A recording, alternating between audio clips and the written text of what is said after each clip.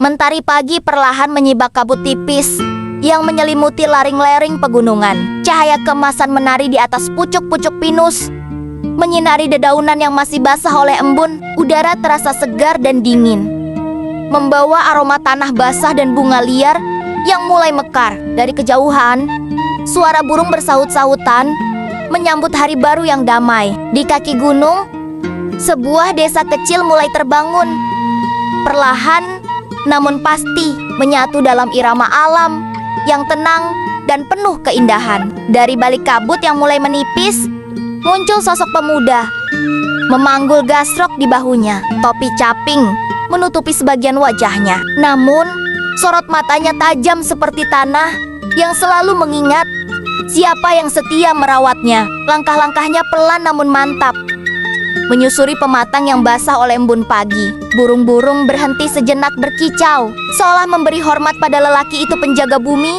yang tanpa keluh tetap menyemai harapan. Di dadanya, pagi bukan sekadar waktu, melainkan panggilan jiwa. Dan sawah yang menghampar luas di depannya adalah halaman kitab kehidupan, tempat ia menulis kisah dengan peluh dan kesabaran. Saat matahari mulai menggantung lebih tinggi, butiran embun berubah jadi kilau cahaya di atas daun padi muda. Lelaki itu berhenti sejenak, memandang langit dan menghela napas panjang. Hari telah dimulai, dan alam pun tahu seorang petani telah kembali ke pangkuan tanahnya. Di pagi ini, ia akan melakukan penggasrokan pada padinya yang mulai nampak tumbuh. Simak videonya ya, tapi jangan lupa untuk di-subscribe. Terima kasih. Kita semua pernah mengalaminya. Semangat membara di awal tahun, bikin resolusi bombastis seperti tahun ini gue bakal super produktif, jadi versi terbaik diri gue. Tapi seminggu berlalu, terus 2 minggu, tiba-tiba kita malah maraton nonton serial favorit sambil bilang, besok deh mulai seriusnya. Masalahnya, besok seringkali nggak pernah datang. Kita tahu persis apa yang harus dilakukan, mulai proyek, olahraga, belajar, tapi tetap aja nggak ada aksi nyata.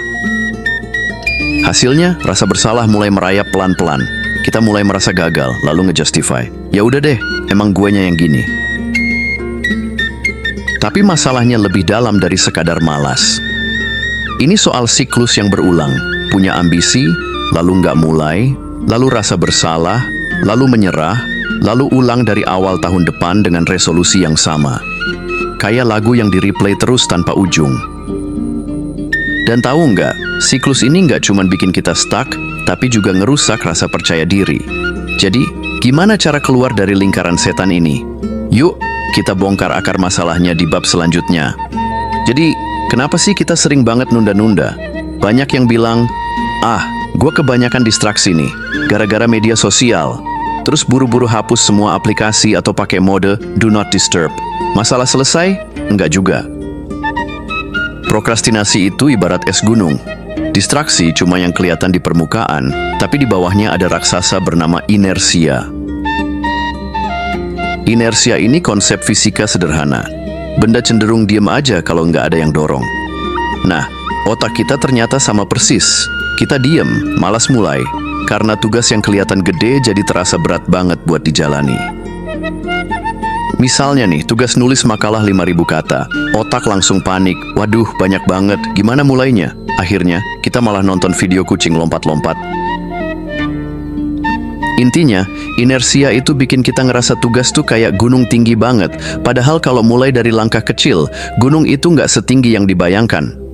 So, gimana cara ngatasinnya? Tenang, selanjutnya bakal dikasih solusinya. Oke, sekarang kita tahu inersia itu yang bikin kita stuck. Tapi gimana cara ngelawan? Jawabannya, mulai dari langkah kecil. Beneran kecil banget. Kenapa? Karena bagian tersulit dari segala aktivitas itu bukan ngerjainnya, tapi mulainya. Ibarat mau lari pagi, tantangan terberat tuh bukan larinya, tapi bangun dari kasur yang nyaman itu. Triknya, bikin target sekecil mungkin sampai otak nggak bisa nolak. Misalnya, mau nulis esai, tulis 50 kata aja dulu. Mau olahraga, gerakin badan 5 menit aja. Mau beres-beres, bersihin satu sudut meja aja. Ketika targetnya kecil, otak nggak merasa terintimidasi. Bahkan seringnya, begitu mulai, malah keterusan. Rasanya kayak, udah mulai nih, sekalian aja dilanjutin. Intinya, langkah kecil itu kayak tombol start yang bikin mesin jalan. Yang penting, mulai dulu. Jangan nunggu mood sempurna, karena mood suka PHP.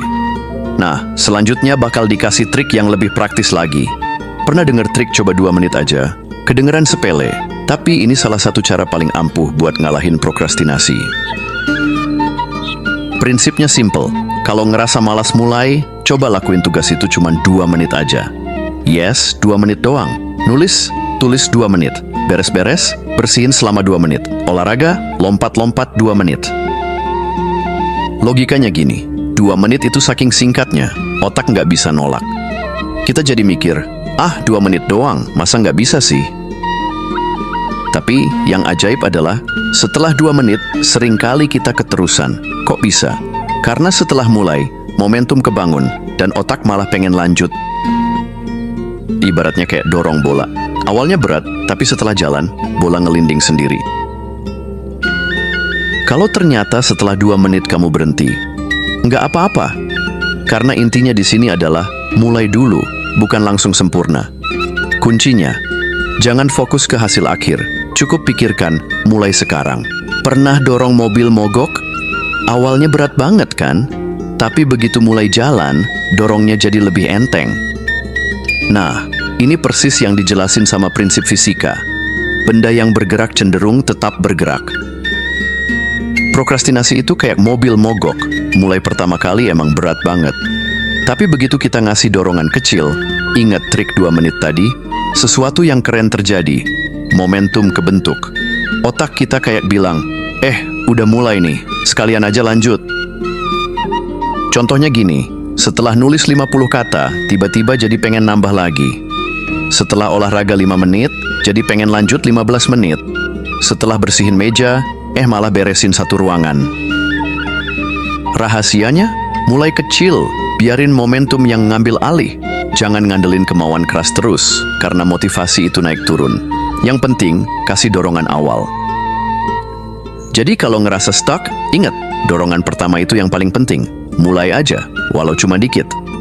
Selanjutnya kita bakal ngejelasin gimana prinsip ini bisa dipakai di semua aspek kehidupan.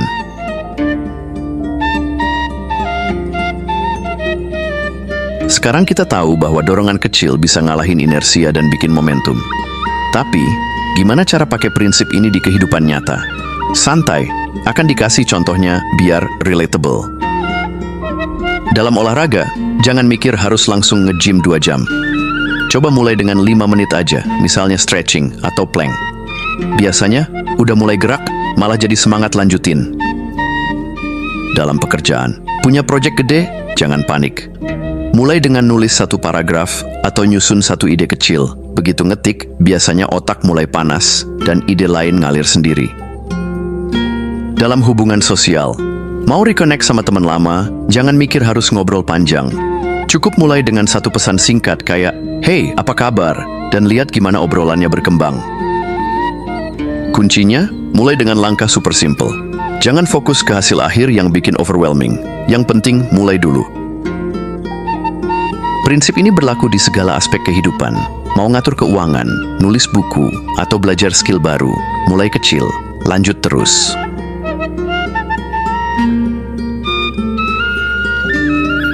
Siapa sangka langkah kecil bisa bikin perubahan gede?